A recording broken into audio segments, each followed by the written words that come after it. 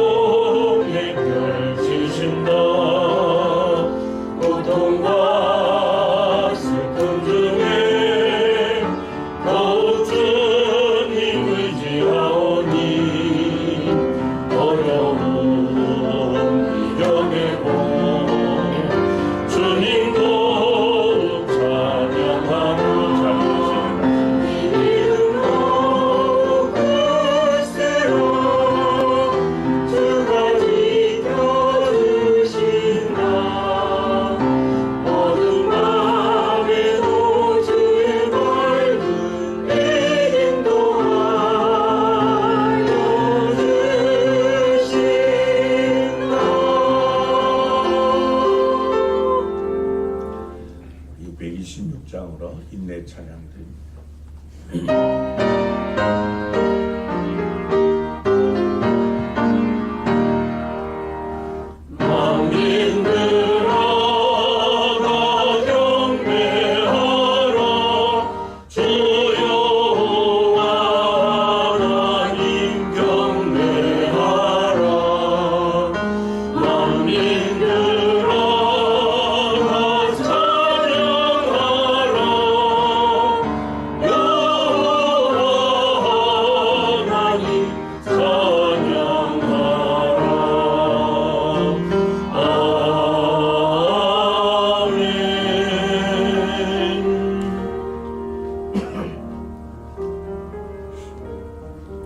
만민들아, 우리 하나님을 송축하며 그의 찬양 소리를 들리게 할지어다. 그는 우리 영혼을 살려두시고 우리의 실족함을 허락하지 아니하시는 주시로다. 하나님이여, 주께서 우리를 시험하시되 우리를 단련하시기를 은을 단련함같이 하셨으며 우리를 끌어 그 물에 걸리게 하시며 어려운 짐을 우리 허리에 메어 두셨으며 사람들이 우리 머리를 타고 가게 하셨나이다. 우리가 불과 물을 통과하였더니 주께서 우리를 끌어내사 풍부한 곳에 들이셨나이다. 하나님은 영이시니 예배하는 자가 영과 진리로 예배할지니라. 아멘. 우리의 삶을 주관하시는 하나님께 큰 영광과 찬양을 올려드립니다. 죄와 허물로 죽었던 우리를 구원하여 주시고 하나님의 자녀로 삼아 주시며 썩지 않고 쇠하지 않는 영원한 기업을 유업으로 주시사 산 소망 가운데 살도록 은혜 베풀어 주심을 감사합니다. 하나님께 예배하는 모든 성도가 하나님의 영광을 찬양하게 하시고 즐거운 제사를 드리게 하시며 우리의 마음과 목숨과 뜻과 힘을 다해 하나님을 사랑함을 예배로 표현하고 고백하고 증명하게 하옵소서. 오늘도 우리가 드리는 예배 가운데 주께서 충만하게 임하여 주옵시고 모든 영광 홀로 받아 주시며 예배 위에 성령으로 기름 부어 주심으로 예배하는 모든 성도에게 하나님의 감동과 치유와 복을 허락하여 주옵소서. 오늘도 보좌 우편에서 우리를 위해 중보하시는 주 예수 그리스도의 이름으로 기원합니다. 아멘. 영광 찬송 6장과 39장으로 찬양드립니다.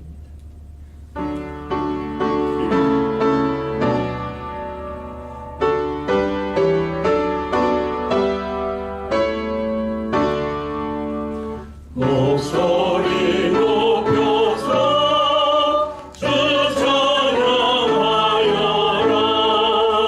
영광과 권세와 존귀와 위엄을 온 힘이 다스리신 하나님의 왕께 돌려라.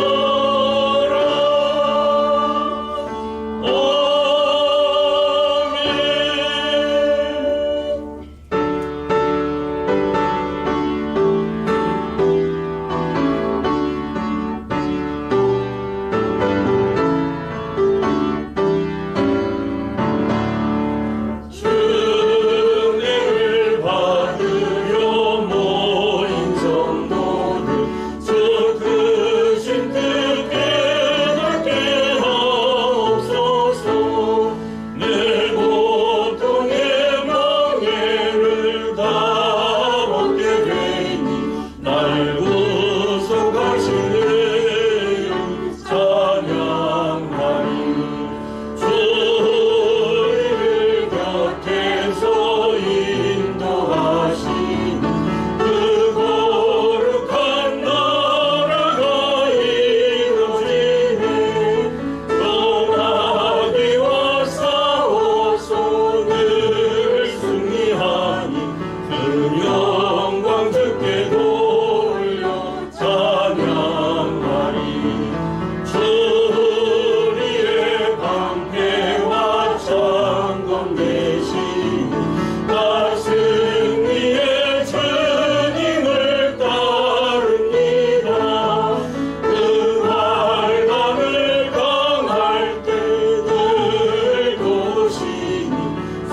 영광 높이 불러 찬양하리.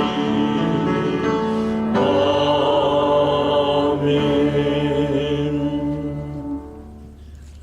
교동문 18번을 같이 교독합니다. 여호와여, 내가 주께 피하오니 나를 영원히 부끄럽게 하지 마시고 주의 공의로 나를 건지소서. 내게 귀를 기울여 속히 건지시고 내게 권고한 바위와 구원하는 산성이 되소서. 주는 나의 반석과 산성이시니 그러므로 주의 이름을 생각하셔서 나를 인도하시고 지도하소서. 그들이 나를 위하여 비밀이 친 그물에서 빼내소서. 주는 나의 산성이시니이다. 내가 나의 영을 주의 손에 부탁하나이다. 진리의 하나님 여호와여, 나를 속량하셨나이다. 내가 학하는 거짓을 숭상하는 자들을 미워하고 여호와를 의지하나이다.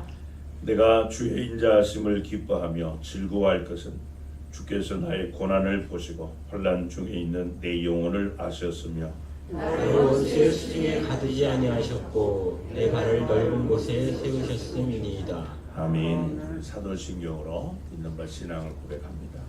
전능하사 천지를 만드신 하나님 아버지를 내가 믿사오며 그 외아들 우리 주 예수 그리스도를 믿사오니 이는 성령으로 잉태하사 동정녀 마리아에게 나시고 본교 빌라도에게 고난을 받으사 십자가에 못 박혀 죽으시고 장사한 지 사흘 만에 죽은 자 가운데서 다시 살아나시니 하늘에 오르사 전능하신 하나님 우편한 자 계시다가 저리로서 산자와 죽은 자를 심판하러 오시리라. 성령을 믿사오며 거룩한 공예와 성도가 서로 교통하는 것과 죄를 사하여 주시는 것과 몸이 다시 사는 것과 영원히 사는 것을 믿사옵나이다. 아멘. 자리에 앉으셔서 찬송가 337장으로 찬양드립니다.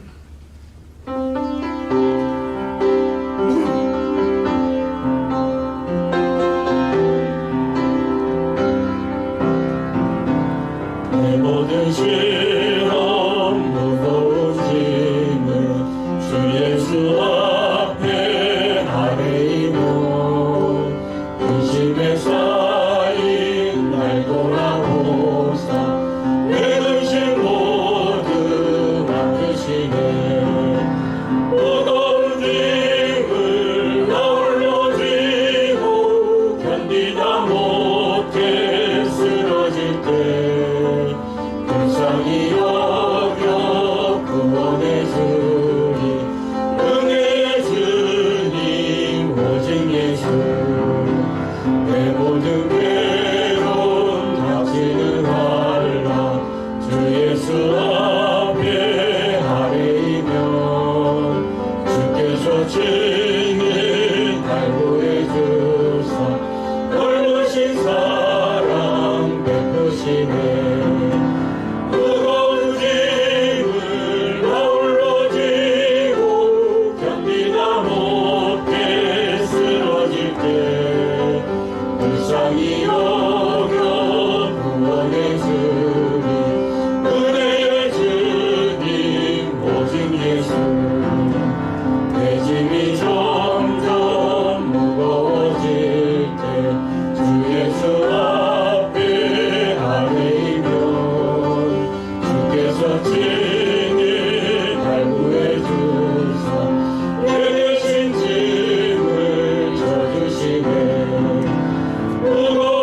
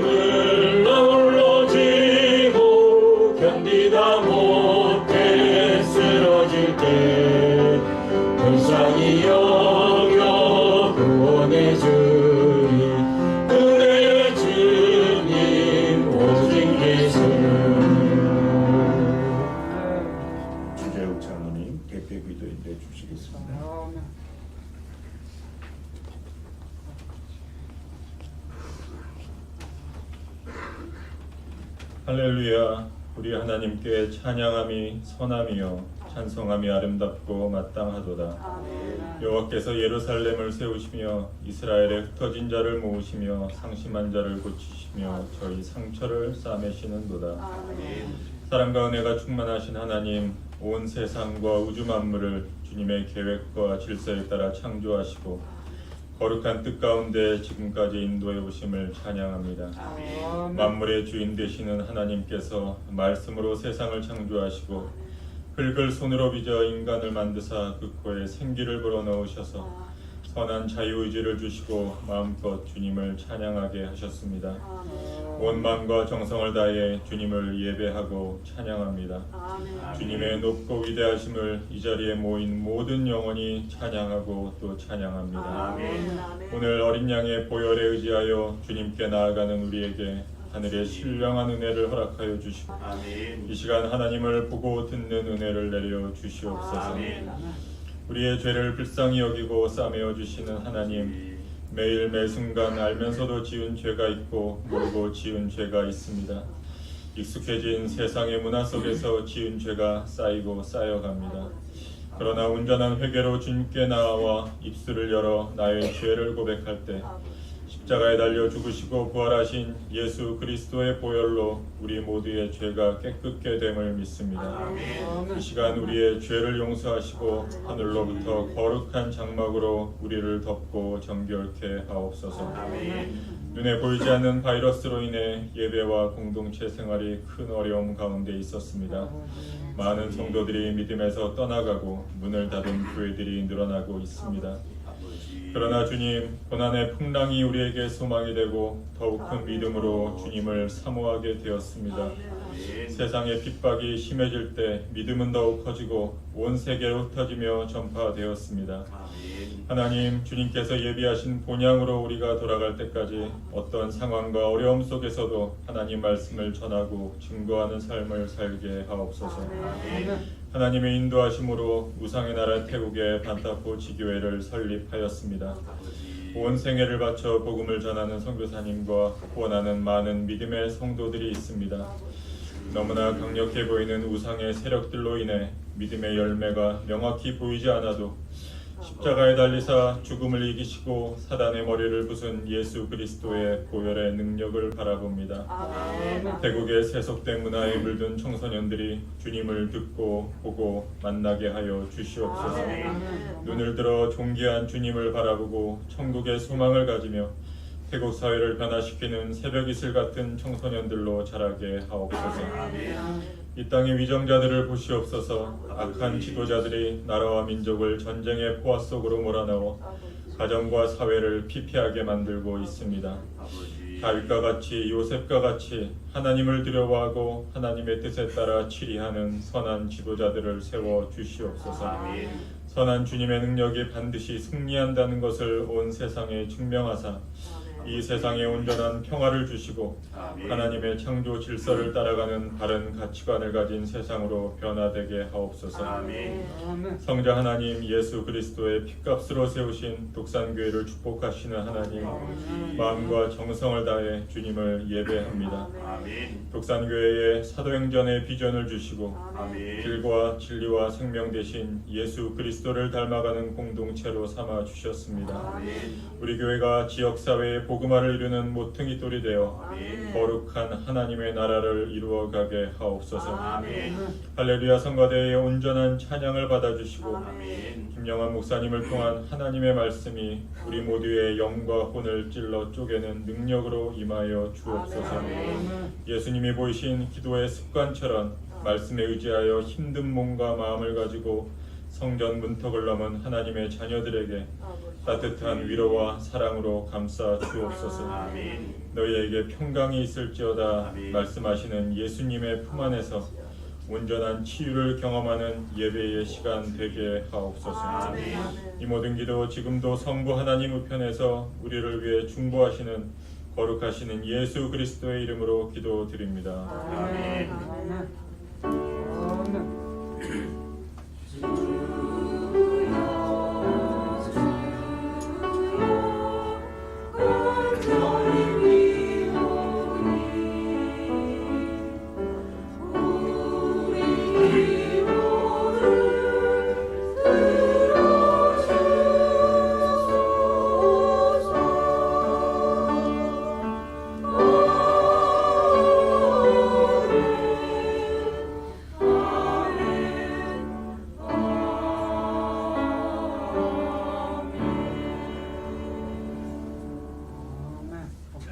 마셔서 1장 찬양 드리며 봉헌하시겠습니다.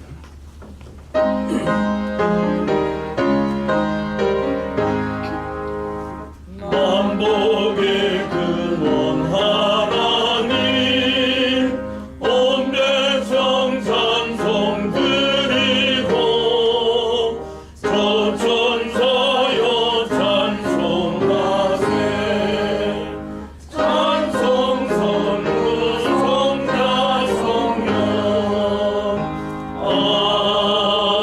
아멘. 자리에 앉으셔서 봉헌 기도 드리시겠습니다. 죄악의 저주 아래 있던 죄인들에게 참 사랑과 용서의 은혜를 베풀어 주신 하나님 아버지, 이 세상 모든 것 다 가져도 더 가지려는 욕심과 이기심으로 가득 찬 저희를 긍휼히 여기시고 진정 우리에게 필요한 것들이 무엇임을 알게 하시고 그것을 구하며 또 채워주신 은혜를 감사합니다. 바울과 실라가 옥에 갇혀 희망이 없는 가운데서도 믿음의 담대함으로 하나님 앞에 기도와 찬양을 드리는 그 시각, 옥터가 흔들리며 옥문이 열렸던 것처럼 우리의 삶이 비록 암담하고 또 어려울지라도 은혜 베풀어 주시는 하나님께 산 소망을 가지고 믿음으로 부르짖게 하시고 하나님을 앙망하게 하여 주옵소서. 경제적 어려움 가운데서도 주님을 향하는 그 믿음으로 하나님의 것을 거룩하게 구별하여 이 시간 예물로 봉헌합니다. 거룩하고 순결한 것으로 구별하시사 연락하여 주옵소서. 고개 숙여 예배하는 하나님의 자녀들 가운데 물질로 인해 또 어려움을 겪는 성도들도 있습니다. 간절한 기도에 응답하여 주시고 지금 당하는 그 고통이 견디기 힘들지라도 그 고통을 인해 주님께 더욱 가까이 가게 하시고 또 우리를 향하신 하나님의 그 놀라운 계획을 믿음의 눈으로 바라보게 하시고 그 고통을 능히 믿음으로 극복할 수 있는 능력을 덧입혀 주시옵소서. 하나님께서 우리에게 재물 얻는 능력을 주시고 그 얻은 것 가운데 구별하여 드리는 11조 예물과 또 우리 교회를 통하여 하나님께서 성취하고자 하시는 그 일을 성취하기 위해 믿음으로 비전시아 등금을 드리며 한 영혼이라도 더 구원하길 원하여 드리는 전도 기원금과 또 우리 교회가 후원하고 또 지원하는 이 미자리 교회들 또 선교기관들 선교사님들 또 우리 지교인 반다보 교회 위에 선교원금 드립니다. 하나님께서 행하신 일들 인하여 드리는 감사의 예물과 또 하나님 앞에 예배하는 전을 세우자 드리는 건축헌금 또 우리 반다보 교회 교육관 건축을 위해 드리는 특별 헌금 또 사랑의 교제를 나누고 드리는 목장 헌금과 주일헌금을 드립니다. 드린 이 모든 예물에 주께서 연락하시고 드린 손길에 하나님의 신령한 은혜들로 채우시고 땅에 기름진 것들로 충만케 하여 주옵소서. 예물 드리는 성도님들의 그 마음과 정성과 또 찬양과 믿음을 기쁘게 받아주시고 이 세상 살아가는 동안 물질을 다스리고 물질 통해 하나님의 영광과 뜻을 성취하는 선한 청지기들로 살게 하여 주옵소서. 오늘도 일에 헌신하는 일꾼들과 예물 관련 재정구원들에게 지혜와 총명을 주시고 하나님 나라 건설을 위하여서 또 하나님 주신 달란트를 따라 주님의 몸된 교회 세워 그 일을 성취하고자 헌신하고 섬기는 성도님들의 사랑의 수고와 섬김을 일일이 기억하여 주옵소서. 오늘 주님의 거룩한 날 맞이하였으나 또 주 앞에 예배하러 나오지 못한 우리 성도들 하나님 앞에서 더욱더 예배하는 일에 열정을 품게 하여 주옵소서. 외국에 나가 있는 우리 성도님들 어느 곳에 있든지 하나님께서 늘 안보하여 주시고 주의 지팡이로 막대기로 안위하시고 성령께서 불성곽이 되셔서 악의 세력 조금도 틈타지 못하게 하여 주옵소서. 나라에 부름받고 복무 중에 있는 우리 자녀들에게 늘 건강 주시고 안전하게 보호하여 주옵소서. 특별히 병약한 성도님들을 위하여 기도하오니 주께서 이 시간도 우리의 질고 때문에 채찍에 맞음으로 나음을 주신 그 주님의 치유의 광선을 허락하여 주시고 찬양 가운데 말씀 듣는 가운데 하나님의 치유의 역사가 일어나게 하옵소서. 우리의 모든 것의 주인 되신 주 예수 그리스도의 이름으로 기도드리옵나이다. 아멘. 성경 말씀 구약 성경 창세기 22장 1절과 2절 말씀 같이 읽도록 하겠습니다. 창세기 22장 1절 2절입니다. 우리 같이 읽겠습니다. 그 후에 하나님이 아브라함을 시험하시려고 그를 부르시되 아브라함아 하시니 그가 이르되 내가 여기 있나이다. 여호와께서 이르시되 내 아들 내 사랑하는 독자 이삭을 데리고 모리아 땅으로 가서 내가 네게 일러준 한 산 거기서 그를 번제로 드리라. 아멘. 할렐루야. 찬양으로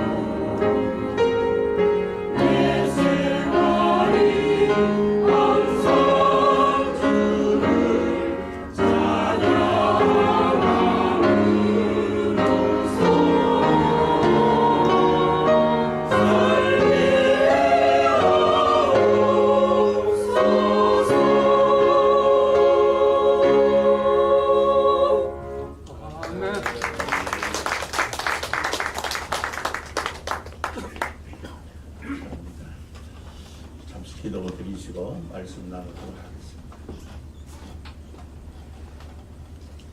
하나님께서 우리를 사랑하시고 불쌍히 여겨 주심으로 십자가 복음을 듣게 하시고 그 복음을 통하여 구원의 은혜를 베풀어 주실 뿐 아니라 또 구원 이후에 우리를 고와 같이 버려두지 아니하시고 우리의 부름의 소망이 무엇임을 내주하시는 진리의 성령님을 통해 깨우쳐 주시고 또 우리를 통하여 하나님의 그 원대한 뜻을 이루시고자 더욱더 믿음의 장성함을 기대하시며 우리 가운데 역사하시는 우리 하나님, 오늘도 주신 귀한 말씀 통하여 다시 한번 우리의 믿음을 주의 진리의 말씀 위에 굳건하게 세워주셔서 부름에 합당한 삶, 또 복음에 합당한 삶, 하나님께서 우리 한 사람 한 사람 통하여 이루고자 하시는 그 원대한 뜻을 성취하는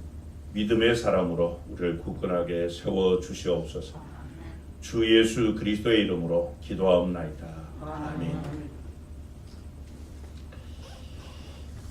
여러분, 우리가 신앙생활 하다 보면 주변에 종종 큰 어려움을 겪는 그런 지체들을 보게 됩니다. 그때 우리는 그분들을 바라보면서 야, 저분은 참 믿음 생활 나름대로 열심히 한다고 하는데 왜 저런 어려움을 당할까? 그래서 남 모르는 뭐 숨겨놓은 죄가 있나? 이렇게 생각을 하기도 하고 좀 실패자처럼 그런 눈으로 바라볼 때가 있습니다. 왜 우리가 그런 우를 범하는가 하면은 시험을 통해서 우리를 더욱더 굳건하게 세우고자 하시는 하나님을 우리가 알지 못하고 또 그분의 그 옳은 뜻을 우리가 다 깨닫지 못하기 때문에 종종 우리는 어리석은 이런 우를 범할 때가 있습니다. 여러분, 하나님은 우리를 구원해 주신 이후에 우리를 그와 같이 그냥 버려두시는 분이 아니라 우리의 믿음을 더욱더 성장시켜서 우리를 불러 구원해 주시고 우리를 통해서 이루고자 하시는 그 하나님의 그 원대한 뜻에 우리가 하나님의 동력자가 되기를 원하심으로 계속해서 우리의 믿음을 성장시키는 분이십니다. 그래서 우리 성도들이 신앙생활하는 가운데 참 가장 큰 어려움이 무엇인가 하면은 하나님이 우리를 시험하신다는 내용입니다. 그래서 우리가 신앙생활하다 어려움을 당하거나 어떤 큰 실패를 경험하거나 어떤 또 건강상의 문제 아니면 경제적인 이런 어려움 이런저런 어려움을 당할 때 우리는 흔히 내가 시험 들었다 이런 표현들을 하죠. 요즘 토요일 날 우리 주간 성경 공부 프리셉트 성경 공부 하고 있는데요. 야고보서를 지금 공부하고 있습니다. 그래서 어제까지 2장을 마치고 다음 주 토요일 날 이제 3장을 하게 되는데 이 야고보서의 큰 주제가 행동하는 믿음이에요. 행동하는 믿음.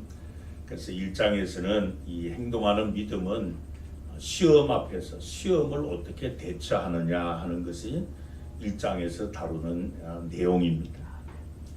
여러분, 성도의 이 신앙생활에 있어서 시험의 문제는 빼놓을 수 없는 영역입니다. 그래서 오늘은 하나님께서 우리의 믿음을 성장시키기 위해서 시험하시는 그 도구, 방법들 그 4가지를 좀 나누고자 합니다. 내용은 참 일반적이지만은 이것은 어느 성도에게 국한된 문제가 아니고 모든 성도에게 해당하는 그런 문제라는 점을 우리가 먼저 기억할 필요가 있습니다. 무슨 말씀인가 하면은 나는 하나님께서 하시는 시험에서 제외된 사람이다. 만약 그렇게 내가 생각한다면은 그 사람은 나를 향한 하나님의 계획을 모르거나 아니면 아직도 믿음이 어린 그런 성도일 것입니다. 오늘 본문에 보면 하나님께서 아브라함을 시험하셨다 그렇게 말씀해요. 여러분, 하나님께서 아브라함만 시험하실까요? 하나님은 저와 여러분도 시험하시고 테스트하시는 하나님이십니다.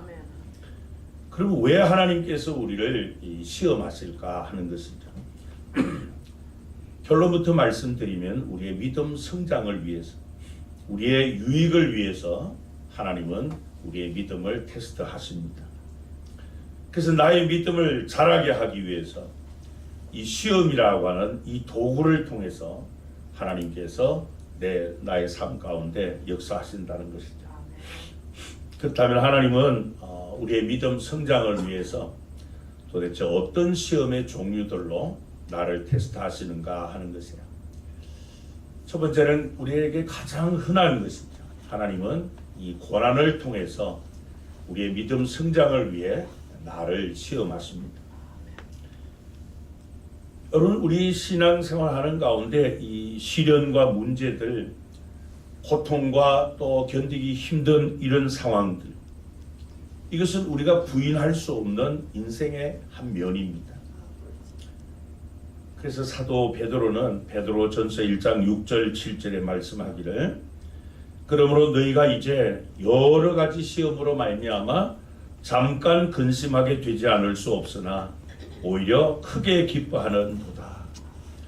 너희 믿음의 확실함은 불로 연단하여도 없어질 금보다 더 귀하여 예수 그리스도께서 나타나실 때에 칭찬과 영광과 존귀를 얻게 할 것이니라. 그렇게 말씀을 하고 있습니다. 여기 보면 우리 그리스도인들의 삶 가운데 시험도 여러 가지라 그렇게 말씀을 하고 있습니다. 이런 시험의 도구들은 나의 믿음을 시험하고 테스트하고 증명하기 위해서 하나님이 허락하시는 것이다. 그렇게 말씀합니다. 여러분, 성경은 우리에게 가르치는 것이 우리 그리스도인들의 삶에 있어서 우연히 일어나는 일은 하나도 없다는 것을 말씀을 합니다. 그리스도인의 삶 가운데 경험하는 그 어떠한 것도 하나님의 허락이나 허용 없이는 절대 일어날 수 없다는 것. 그래서 우리 그리스도인들의 삶에 우연은 없다는 것이 성경의 가르침.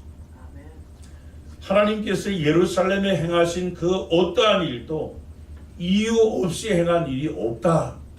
그렇게 하나님께서 말씀을 하시고 계세요.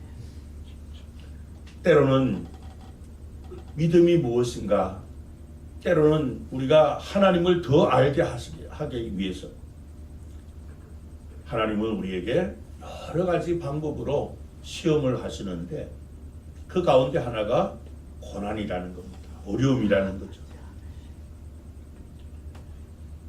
여러분, 우리가 요나서를 읽어보면은 하나님께서 예비하사라고 하는 표현이 자주 나옵니다. 하나님께서 요나를 위해서 고난을 준비해 주셨다는 거예요. 고난을 예비해 주셨다는 거예요. 요나는 이 고집이 센 사람 아닙니다. 자기 주장이 너무 뚜렷한 사람. 하나님의 뜻과는 상관도 없이 오직 자기가 하고 싶은 일을 하려고 하는 사람이 요나였습니다.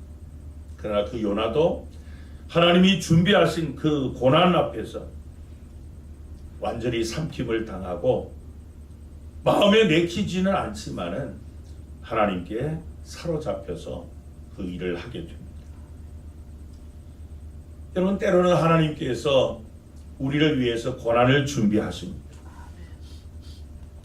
그 준비된 고난을 통해서 우리는 하나님, 이 세상에 오직 하나님밖에 나의 소망이 없습니다. 이 고백을 하게 하세요.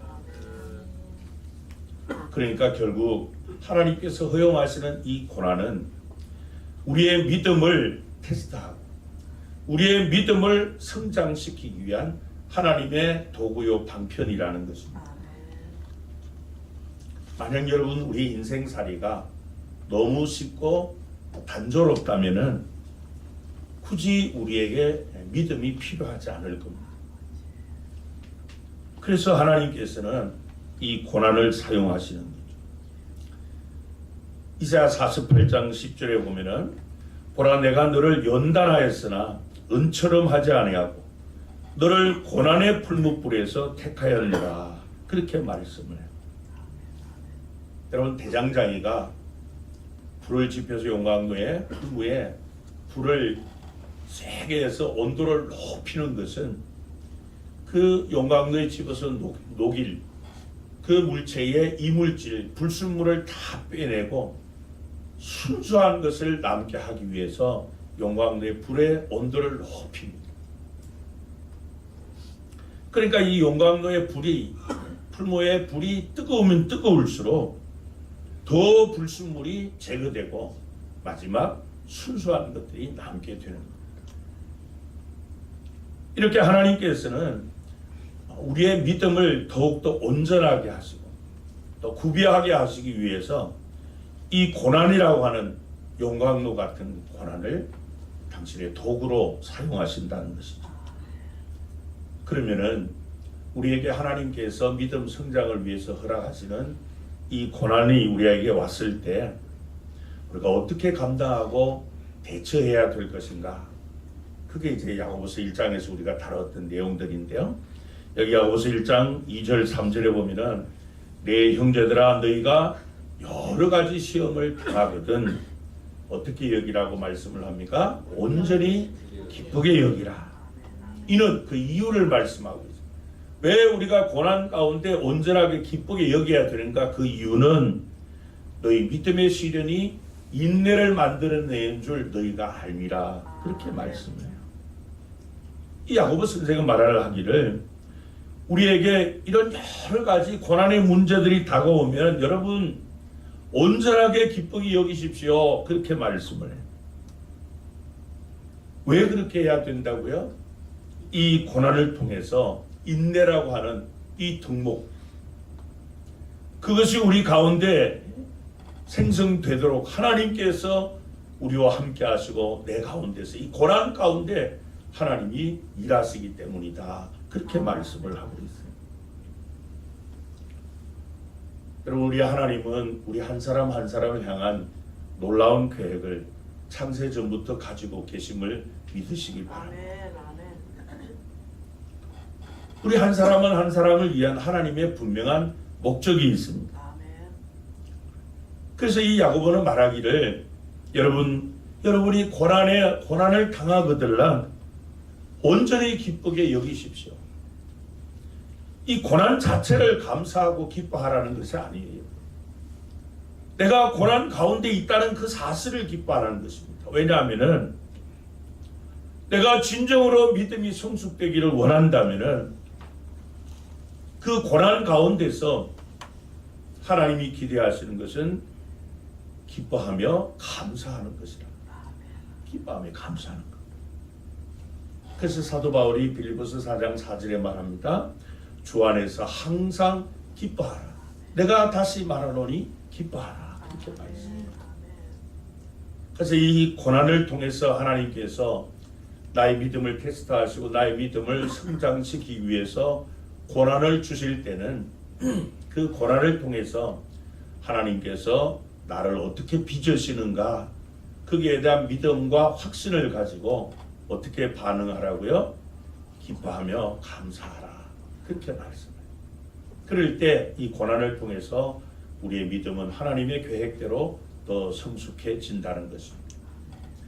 두 번째로 하나님께서 우리의 믿음 성장을 위해서 사용하시는 이 시험의 도구는 순종이라고 하는 요구를 통해서 우리를 테스트하십니다.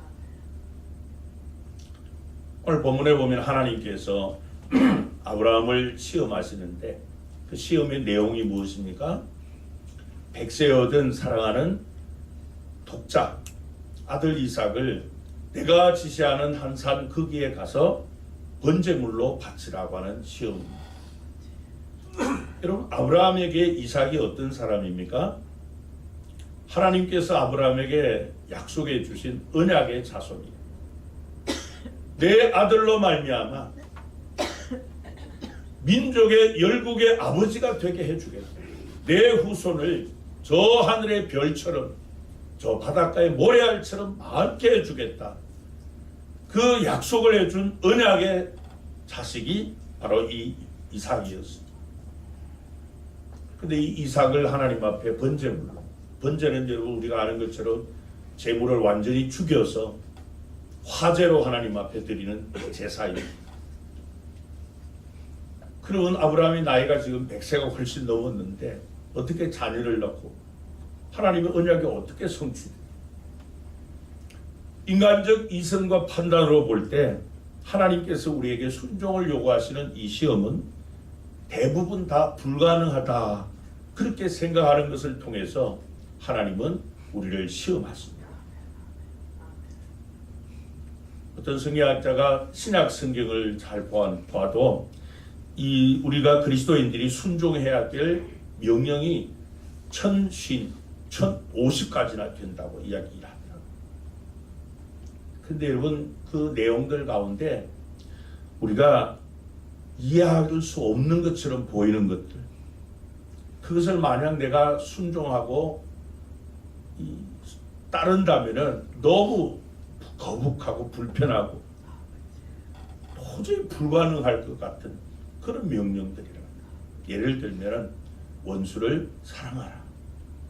여러분, 이게 우리 이성을 가진 인간으로서 이게 가능한 명령입니까? 내 오른손 오른뺨 치거든 왼뺨 돌려대라. 이게 가능해요, 여러분? 그러나 그 모든 것들은 분명 우리에게 유익한 것들, 우리의 믿음을 성장시키는 것들이라. 그런 면에서 하나님께서 요구하시는 명령은 한편으로 보면은 우리의 믿음 성장을 위한 하나님의 시험거리라는 것입니다. 중요한 것은 내가 누구를 믿느냐 하는 것, 믿을 것인가, 또 하나님의 명령이 무엇인가, 내가 해야 된다고 생각하는 것이 무엇인가 하는 것이에요. 여러분, 아무것도 염려하지 말라, 그렇게 성경이 말씀해요. 이게 가능합니까, 여러분? 하루에도 여러분 생각해 보세요. 여러분들의 삶 가운데 하루에도 염려하지 않고 지나가는 날이 있습니까? 염려 없는 날이 있습니까? 근데 성경은 아무것도 염려하지 말라, 이렇게 요구하고 있어요. 범사에 감사하라, 항상 기뻐하라. 이게 가능한 요구입니까, 여러분? 인간의 이 육신을 갖고 영을 가진, 이성을 가진 인간으로서는 하나님 그 불가능합니다. 그걸 하나님이 우리에게 요구하고 계시는 거예요. 그래서 성경에 기록된 이 모든 명령과 약속들은 우리를 시험하는 시험거리들일 수밖에 없어요. 그러나 우리가 아는 것처럼 이 성경은 하나님의 말씀으로서 나의 삶에 적용하도록 요구하시는 하나님의 명령이고 순종을 위한 하나님의 시험거리입니다. 이러한 시험들은 결국 내가 하나님의 명령에 순종하느냐 아니면 내가 원하는 것을 하느냐, 그거죠.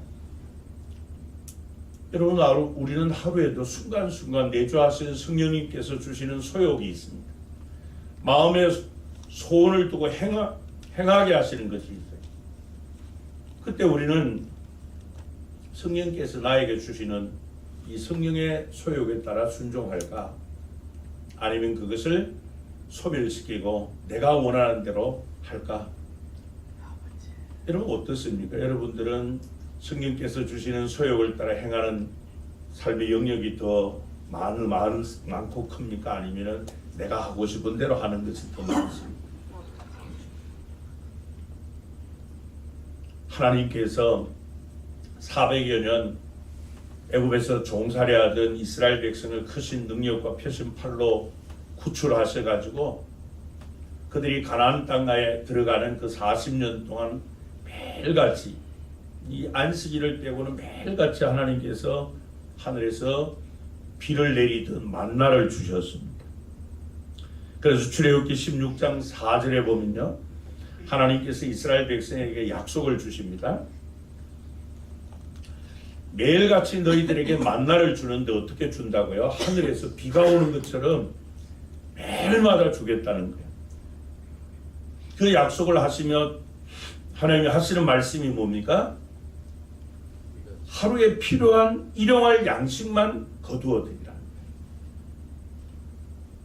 아니, 여러분 생각해 보세요. 광야예요. 지금 환경이 광야예요. 내일 먹을 양식이 쌀떡이 하나도 없어요. 쌀이 하나도 없습니다. 근데 아침에 일찍 나가보니까 들에 만나가 쌀이 충분하게 만나가 쭉 풍성히 와 있어요. 그럼 어떻게 해요, 여러분? 오늘 필요할 것만 구하라고 하니까 그게 잘 될까요? 내일 먹을 양식이 쌀떡이 쌀이 하나도 없는데.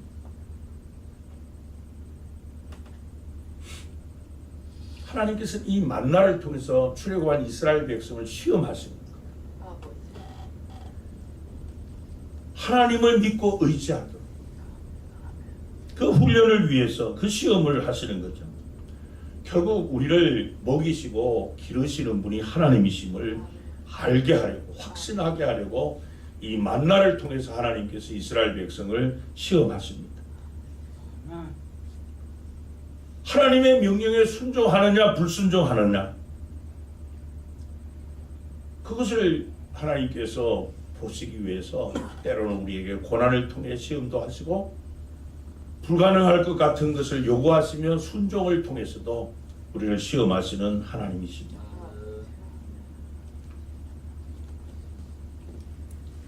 여러분, 우리는 예수님께서 물고기 2마리와 보리떡 5개로 장정 5,000명을 먹이고 12광주리가 남은 오병이어의 기적을 잘 알고 있습니다.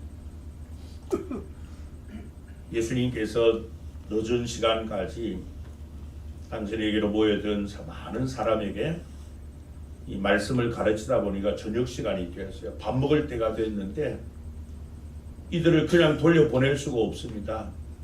그래서 제자들이 예수님, 이 많은 사람들을 그냥 돌려보내면 되겠습니까? 먹을 것을 줘야 되지 않겠습니까? 그럴 때 예수님께서 마태복음 14장 16절에 보면 뭐라고 말씀하시는 거면 제자들에게 뭐라 그랬어요? 너희가 먹을 것을 주라. 그럼 무슨 제자들이 무슨 땅 팔아가지고 지금 주님을 따라다니는 사람들이 아니지 않습니까? 네?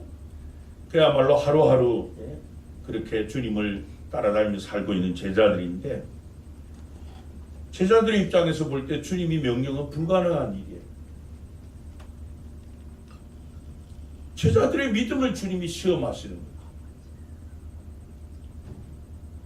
오늘 본문의 주인공인 이 아브라함을 하나님께서 처음 만나셨을 때가 창세기 12장 보면 아브라함의 나이가 75살입니다. 75살 된 노인에게 하나님께서 나타나셔서 그에게 자손과 후손과 땅에 대한 약속을 주십니다. 그러면서 너는 내 아버지 집 고향을 떠나라, 이렇게 말씀합니다. 아브라함이 질문을 하죠. 하나님, 어디로 갈까요? 어디로 가란 말입니까? 내가 가르쳐 주마. 어디다 이렇게 말씀하지 않고 떠나면은 가르쳐 준다는 거예요. 그럼 내가 어떻게 하면 거기에 당도할 수 있을까요? 그것도 내가 마주 가르쳐 주마. 내가 그곳에 당도했을 때 여기가 하나님께서 가라고 하신 곳인 것을 내가 어떻게 할 수 있습니까? 하나님의 대답은 똑같아요. 그때 내가 가르쳐 줍니다. 여러분 한번 생각해 보세요. 여러분 같은 순종하실 수 있어요? 내가 시골에서 75살까지 한 마을에서 농사 짓고 살았습니다. 근데 하나님께서 한번 찾아오셔가지고 너 75살 될 때까지 농사 짓느라고 참 고생했다. 이제 내가 너를 위해서 저 서울에 내 삶의 터전도 다 준비해놓고 집도 다 준비해놨으니까 너 서울로 가거라. 그러면 혹 순종할 수 있을 거예요. 왜냐면 75년 동안 그곳에서 익숙한데 75된 노인이 앞으로 무슨 부귀영화를 누리고자 타지로 나왔다가도 기소 본능에 따라서 자꾸 고향으로 돌아가고 싶은 것이 인간의 본능인데, 아브라함에게는 하나님께서 목적지도 가르쳐 주지 않으십니다. 그냥 마냥 무턱대고 떠나라는 거예요. 그런데 이 아브라함은 75세 믿음의 첫 발을 뗍니다. 그래서 히브리서 기자가 이때 그 아브라함을 히브리서 11장 8절에 이렇게 말씀을 해요. 믿음으로, 그래, 믿음으로. 무엇을 해요? 하나님을 믿었다는 거예요. 하나님을 믿음으로 아브라함은 부르심을 받았을 때에 순종하여 장래의 유업으로 받을 땅에 나아갈새. 그 다음 중요한 말씀이 뭐예요? 갈 바를 알았어요? 몰랐어요? 몰랐는데도 순종했다. 몰랐는데도 믿음의 첫 발을 뗐다는 겁니다. 여러분, 하나님께서는 때로 우리의 믿음 성장을 위해서 고난이라고 하는 방법을, 도구를 통해서 내가 볼 때 도저히 불가능하다 생각하는 거기에 대한 순종을 요구하심을 통해서 우리를 시험하시고 테스트하시는 하나님이시라는 겁니다. 자, 이때 순종을 요구하실 때 도저히 불가능할 것 같은 것에 순종을 요구하심으로 나를 테스트하실 때는 하나님 앞에 우리가 이 믿음을 가지고 언제나 믿음을 가지고 하나님의 명령이 내가 이성적으로 또 지식적으로 경험상으로 이해가 되든 되지 않든 믿음으로 순종하라. 믿음으로 순종하라. 그래서 여러분 이 순종은 믿음의 시험이죠. 믿음의 시험. 그래서 하나님께서 우리에게 나는 도저히 할 수 없어라고 하는 이 생각이 드는 방식을 통해서 우리를 시험하실 때 물러서지 마시기를 바랍니다. 아브라함처럼 믿음으로 첫 발을 떼시기를 바랍니다. 그러면 하나님께서 계획하신 그 놀라운 일들을 우리의 삶 가운데 펼쳐 주실 줄로 믿습니다. 세 번째로 하나님께서 우리의 믿음 성장을 위해서 하시는 시험의 방편이 바로 이 기다림이라고 하는 방편입니다. 기다림. 여러분 우리가 기도할 때마다 즉시 막 응답이 이루어지고 나의 필요가 그냥 자동으로 채워지고 문제거리로 생각했던 것이 막 저절로 해결이 된다면은 여러분 우리에게 믿음이 필요합니까? 믿음의 성장이 필요합니까? 여러분 내가 계획하고 내가 생각하는 것들이 즉시로 이루어지고 아무 문제 없이 막 저절로 다 이루어진다면은 어쩌면 우리는 하나님을 믿지 않았을 거예요. 근데 우리가 경험상으로 알 수 있는 것처럼 즉시로 이루어지는 일은 거의 없습니다. 내가 오늘 밭에 가서 씨를 뿌리고 내일 수확을 할 수 있는 그런 일이 거의 없어요. 근데 문제는 우리 인간의 이 속성이 기다리는 것을 싫어한답니다. 유명세 타는 음식점에 가면은 막 때 되면 막 긴 줄이 있어요. 긴 줄이. 그거 기다리기 여러분 좋던가요? 운전하시는 분들이 교통체증 즐기고 좋아하는 사람이 있습니까? 아니 병원에 가서 의사 겨우 면담하는 시간 2, 3분이에요? 그것 때문에 막 2시간씩 이렇게 기다리는 거 좋아하는 환자가 있습니까? 근데 참 아이러니한 건 여러분 우리의 인생 가운데 이 기다림의 시간으로 소비하는 시간이 너무 많다는 거예요.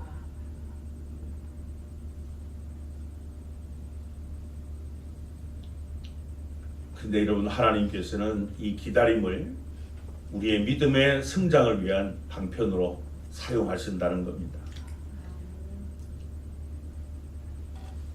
아브라함이 하나님을 처음 만났을 때가 75살이라 그랬죠. 하나님께서 그에게 이 후손과 땅을 약속해 주십니다. 근데 하나님께서 그에게 겨우 아들 하나 준 때가 언제예요? 그 약속을 주시고 난 다음 25년을 기다렸어요. 25년을 기다리고 겨우 100세가 돼서 그것도 겨우 아들 하나 겨우 얻었어요. 여러분 아브라함에게 25년은 긴 시간이에요. 긴 기다림입니다. 하나님의 약속의 말씀에 대한 믿음이 없이는 기다릴 수가 없어요.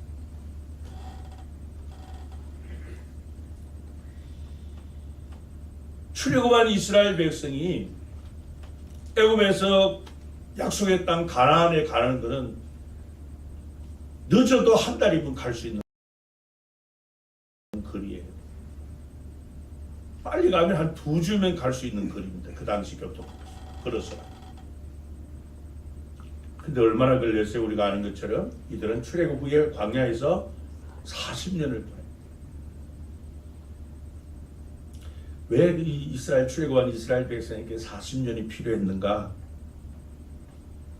신명기 8장 2절에 보면 이렇게 말씀을 합니다. 내 하나님 여호와께서 이 40년 동안에 내게 광야길을 걷게 하신 것을 기억하라. 이는 왜 그 40년을 그렇게 기다려 이유를 말씀을 합니다. 뭐라고요? 너를 낮추시며 너를 시험하사. 이게 목적입니다. 너를 낮추시고 너를 시험하사 내 마음이 어떠한지 그 명령을 지키는지 지키지 않는지 알려 하심이라. 이스라엘 백성이 약속의 땅에 들어가는 것이 중요한 것이 아니라는 거예요. 하나님에 대한 확고한 믿음을 가지고 들어가는 것이 중요하다는 거죠. 그래야만 그들이 그 제사장 나라로서 정체성을 잃지 않고 세속에 동화되지 않고 그 사명을 감당할 수 있기 때문에. 그래서 이 40년은 하나님께서 이스라엘 백성을 시험하시고 훈련하시는 그런 기간이었던 거예요. 여러분, 신앙생활하는 우리는 대부분 이런 경험이 있을 거예요. 나는 급해 죽겠는데, 그래서 하나님 앞에 때로는 막 식음을 전폐하고 금식하며 막 기도하는데 하나님은 꼼짝도 안 하시는 것 같은, 움직이지도 아니하시는, 요동하지 않는 것 같은 그런 이 느낌을 우리가 신앙생활하며 그렇게 한번 경험이 있으실 거예요. 나는 급합니다. 내가 너무 아파요. 너무 고통스러운데 언제 하나님께서 이 병을 고쳐주실지, 하나님은 언제 나에게 배우자를 주실지, 왜 저 집은 결혼하자마자 아기가 들어서는데 왜 우리 부부는 왜 자녀 언제 주실랍니까? 하나님 언제 나의 적성에 맞는 직장을 하나님 주실랍니까? 언제 나를 승진시켜 주실랍니까? 이런 여러 가지들. 그래서 우리는 종종 하나님 앞에 왜라고 하는 문제와 언제라고 하는 거 가지고 좀 따지고 싶을 때가 많을 거예요.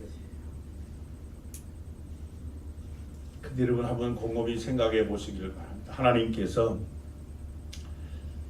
나의 이 삶 가운데서 무엇인가를 하시도록 내가 믿음으로 기다려 본 적은 있는가 하는 것이에요.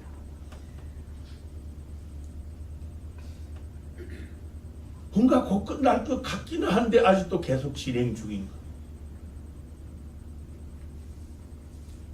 여러분, 기다림은 하나님께서 우리의 믿음을 성장시키기 위한 시험거리일 수 있다라고 하는 것입니다. 그 기다림의 문제를 통해서 하나님은 당신에 대한 확고한 믿음의 사람으로 우리를 세우기를 원하시는 것입니다. 그래서 이사야 64장 4절에 보면요, 주 외에는 자기를 앙마하는 자를 위하여 이런 일을 행하신 신을 옛부터 들은 자도 없고 귀로 들은 자도 없고 눈으로 본 자도 없었나이다. 여기 보면 주 외에 자기를 앙마하는 자 그래요. 하나님은 어떤 상황 가운데서도 우리 그리스도인들이 하나님을 갈망하도록 기다림을 요구하시는 하나님. 근데 여러분, 우리가 기다리는 그 동안에 하나님께서 손 놓고 계시느냐? 그렇지 않다는 거예요. 우리가 기다리는 그 시간에도 하나님은 나를 위해서 일하고 계심을 믿으시기 바랍니다. 다만 내가 그것을 보지 못하고 내가 인식할 수 없는 영역 가운데서 이루어지는 일이기 때문에 그렇습니다. 그래서 내가 믿음으로 기다리는 그 시간에도 하나님은 나를 위해서 일하고 계신다는 겁니다. 그래서 시편 37편 34절에 보면요, 여호와를 바라고 그의 도를 지키라. 누구를 바라고요? 하나님을 기다리고 그런 기다리면서도 주의 도를 지키라. 그리하면 내가 땅을 차지하게 하실 것이라. 악인이 끊어질 때에 내가 똑똑히 보리로다. 그랬어요. 여러분, 이 말씀은 여러분들이 그렇게 좋아하시는 이 땅을 여러분들이 소유할 수 있는 하나 성경적 비결이에요. 이것이 어떻게 하라고요? 예?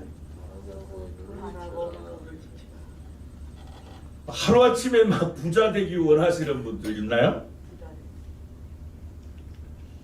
내가 땅을 갖고 싶다고 땅에다 투자하는 것이 아니라 하나님께서 주셔야 내 땅이 된다, 그렇게 말씀을 해요. 근데 이 조건이 뭐야? 여호와를 기다리고 있으라. 하나님이 주실 때까지 기다리라. 왜요? 견디는 것이 시험이기 때문에.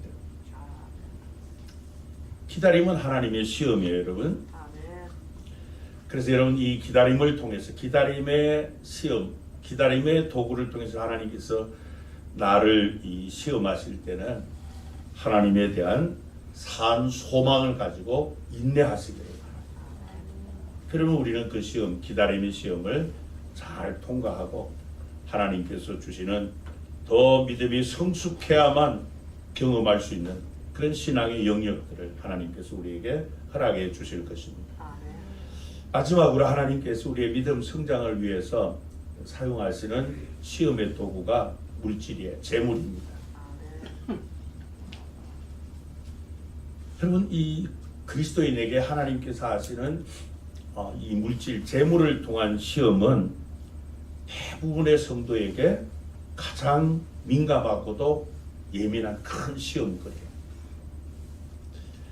근데 하나님께서는 저와 여러분의 이 믿음 성숙을 위해서 우리의 소유로 시험하신다는 사실입니다. 근데 이것을 우리가 인식하지 못할 때가 많죠. 자, 예수님께서 누가복음 16장 11절에 이렇게 말씀을 하십니다. 우리가 같이 한번 읽습니다. 시작. 너희가 만일 불의한 재물에도 충성하지 아니하면 누가 참된 것으로 너희에게 맡기겠느냐. 여러분 이 말씀을 잘 보세요. 잘 보시면은 앞에 나왔던 것은 어떻게 하면 내가 이 땅을 많이 차지할 수 있을까 답을 가르쳐 주고, 이 말씀은 여러분들이 어떻게 하면 돈을, 이 재물을 많이 소유할 수 있을까 거기에 대한 답을 줄 거예요.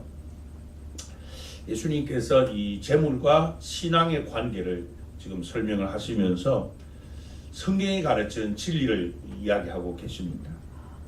자, 내가 만약 하나님이 나에게 맡겨주신 그 재물을 정직하게 사용하지 않는다면은 하나님은 나의 신앙을 신뢰하지 않는다.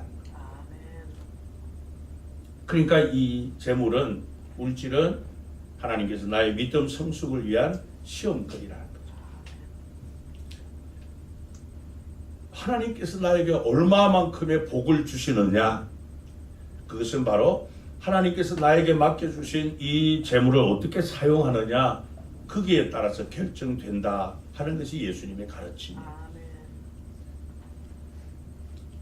그래서 이 재물에 헌신하지 않는다면, 그렇죠, 하나님의 주권을 인정하며 즐거운 마음으로 드릴 때 하나님이 무엇을 아시는가 하면요, 우리가 드린 그 재물, 그 예물을 하나님은 우리가 그것을 하나님께 드리지 않을 수도 있고 또 자기를 위해서 다른 곳에 사용할 수도 있다라고 하는 것을 하나님은 아세요. 그런데도 기쁜 마음으로, 즐거운 마음으로 하나님 앞에 드리는 것을 하나님이 받으시는 거죠. 그러니까 결국은 이것은 우리의 믿음에 대한 시험이에요. 이렇게 하나님은 우리의 믿음 성숙을 위해서 고난을 통해서, 때로는 또 기다림을 통해 순종을 통해서, 이 재물을 통해서 우리를 시험하시는 하나님. 근데 여러분 이 헌금은, 하나님 앞에 드리는 재물은 말씀드린 대로 모든 성도에게 다 민감한 부분입니다. 그런데 중요한 것은 그것이 하나님의 나의 믿음을 시험하는 그런 방편이기도 하다는 겁니다. 그럼 내가 하나님 앞에 얼마를 드리느냐, 그게 하나님을 감동시키는 게 아니에요. 그렇게 하나님 앞에 중요한 것이 아니에요. 예수님께서 성전 헌금궤 앞에 앉으셨다가 한 여인이 2 렙돈을 드리는 걸 보셨어요.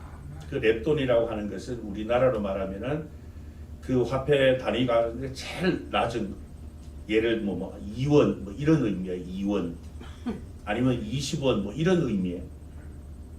근데 예수님께서는 다른 어떤 사람이 헌금한 것보다 이 여인이 가장 많이 했다, 이렇게 인정을 하고 계세요.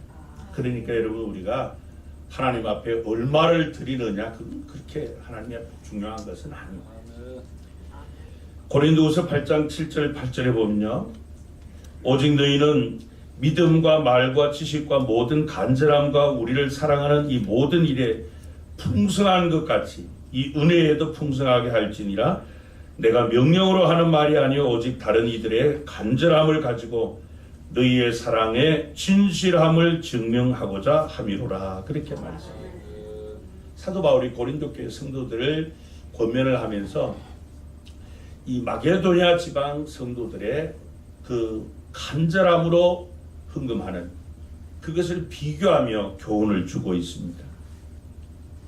여러분, 이 마게도냐 교회 그 지역의 성도님들은 극심한 가난과 많은 환난 가운데서 기쁨으로 자원해서 예물을 드렸다, 이렇게 말씀을 하고 있어요.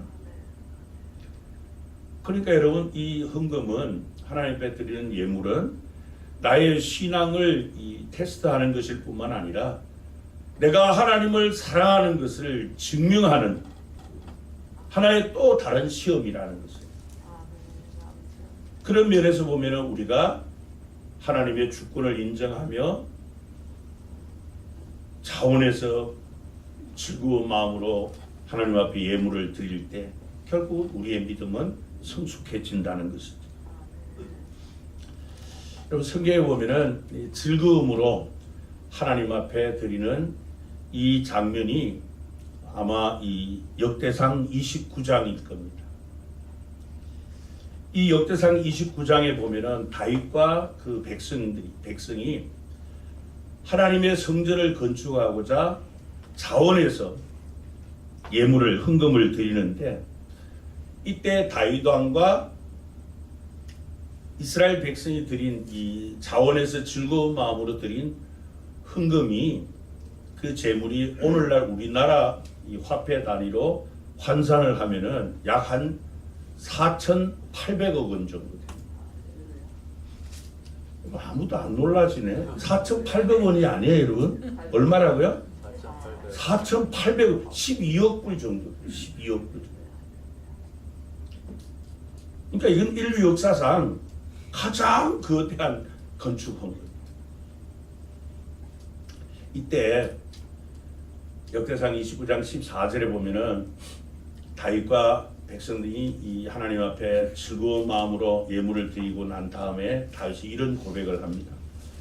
나와 내 백성이 무엇이기에 이처럼 즐거운 마음으로 드릴 힘이 있었나이까.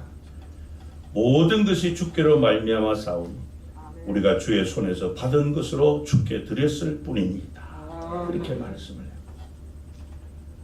그러니까 다윗과 이스라엘 백성에게 이 즐거운 마음의 희생적 드림, 그것은 그들의 믿음의 시험이었어요.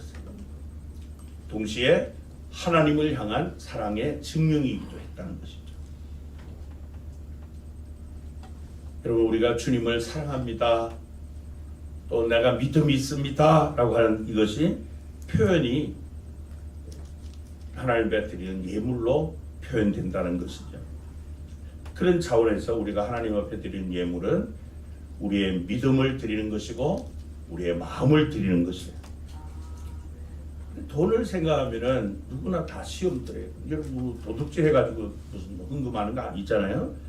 내가 열심히 땀 흘려서 얻은 것 가운데 하나님 앞에 드리기 때문에 이 돈을 생각하면은 누구나 다 시험에 통과하지 못해요.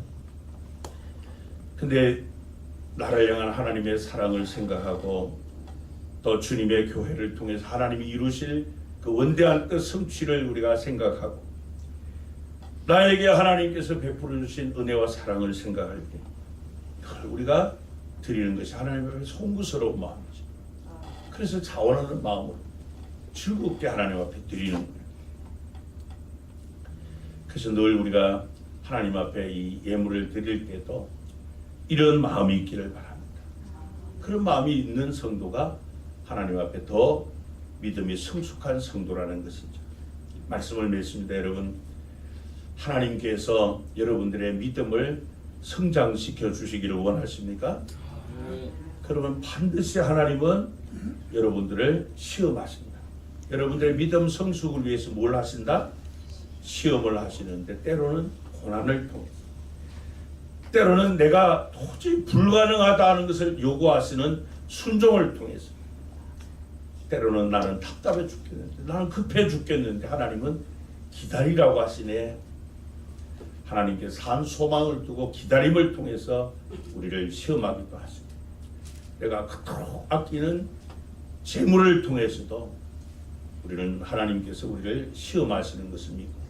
하나님이 하시는 이 시험을 잘 믿음으로 통과해서 항상 기뻐하고 또 믿음으로 순종하고 하나님의 절대 주권을 인정하며 소망 중에 인내하면서 하나님의 것을 하나님께 드린다는 이 다윗과 같은 그 믿음으로 모든 성도가 다 시험 통과해서 욥이 그 시험을 잘 통과하고 난 다음에 하나님을 귀로만 듣던 것이 눈으로 보는 것처럼 또 더 풍성한 하나님의 그 세계를 경험했던 그와 같은 은혜와 복이 있기를 축복합니다. 기도하시겠습니다. 하나님께서 우리를 구원해 주신 것도 갑자기 일어나는 일이 아니라 만세 전부터 하나님께서 예정하신 일을 우리의 삶 가운데 행하셨고 또 구원한 이후에 알아서 우리가 신앙생활하도록 우리를 버려두시는 하나님이 아니라 세상 끝날까지 우리와 항상 함께 하시며 우리를 향한 그 놀라운 계획을 따라 우리의 모든 삶을 섭리하시는 하나님, 우리를 통하여 하나님의 그 원대한 뜻을 펼치는 하나님의 동역자들로 삼기 위하여 우리의 믿음의 성숙함을 위해 때로는 고난을 통해 감사하는 믿음 갖게 하시고 또 순종을 통해서 하나님께서 우리에게 산 소망을 가지고 시험을 통과함으로 믿음을 성장시켜 주실 뿐 아니라 또 우리 하나님께서 이 기다림을 통해서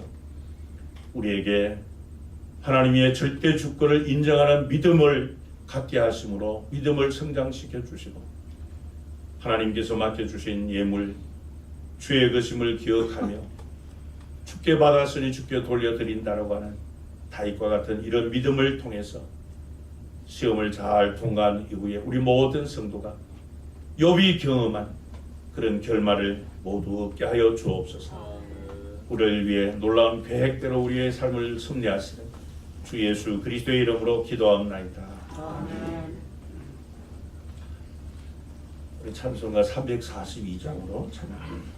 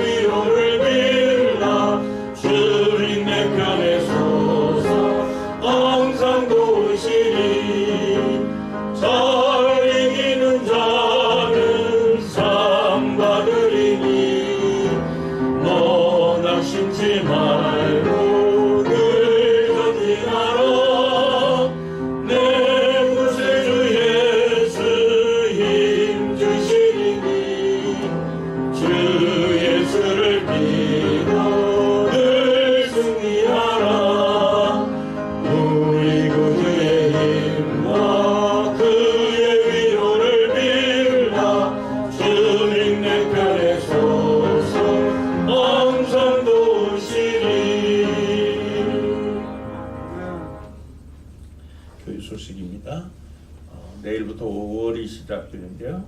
5월 이 가정세움의 달입니다. 다음 주일이 첫 주일인데 어린이 주일로 지킵니다.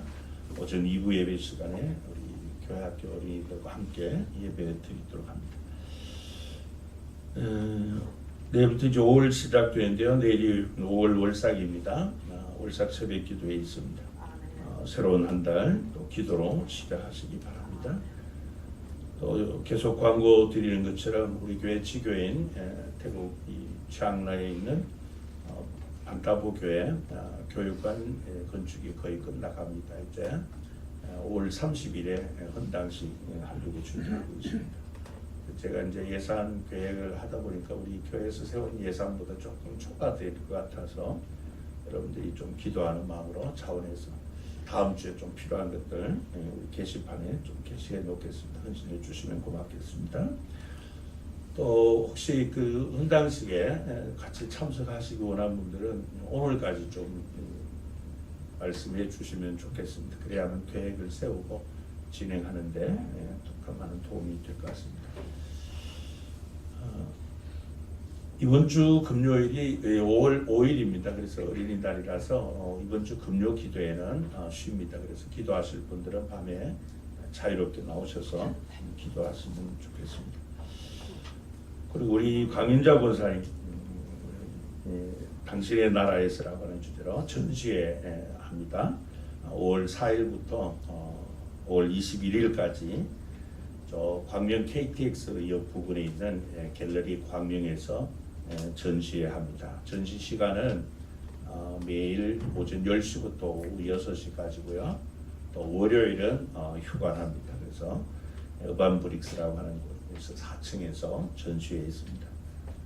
권사님 그 시간 없는 가운데서도 또 많은 작품 전시해 놨습니다. 여러분 많이 관람하시기 바랍니다. 앞뒤 좌우에 있는 분들과 함께 인사 나누며 축복합니다. 시험은 우리의 믿음을 성장시킵니다. 시험 봐줍시다. 우리 다 같이 일어나셔서 우리 교회 사명설문 한번 크게 선포하시고 파송 찬송 359장 1절 힘차게 부릅니다. 우리는 시작. 우리는 함께 열정으로 예배하고 사랑으로 교제하고 믿음으로 전도하고 열심으로 훈련하고 기쁨으로 사역한다. 아멘.